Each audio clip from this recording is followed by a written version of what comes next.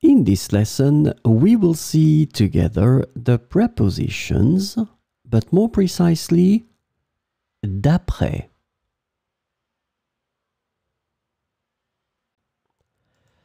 So, of course, the first thing that we need to see together is what is une préposition? Well, a preposition is an invariable word which brings two words together. The second word is called complement, and it allows to specify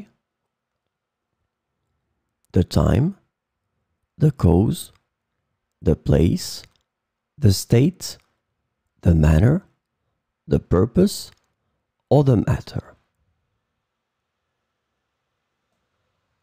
The second word can be another noun, a pronoun, an infinitive verb, or an adverb. And last but not least, remember that this complement can also be a sentence.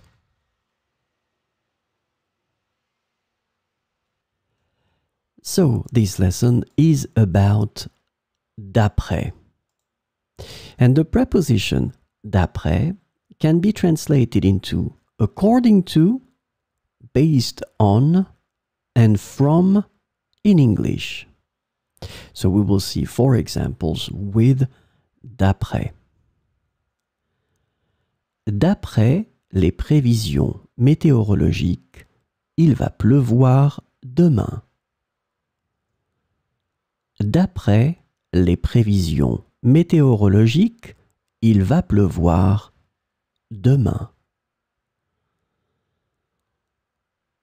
Ce tableau a été peint d'après une célèbre œuvre d'art. Ce tableau a été peint d'après une célèbre œuvre d'art. D'après ce que j'ai entendu, la fête était géniale. D'après ce que j'ai entendu, la fête était géniale. D'après le professeur, nous aurons un examen la semaine prochaine. D'après le professeur, nous aurons un examen la semaine prochaine.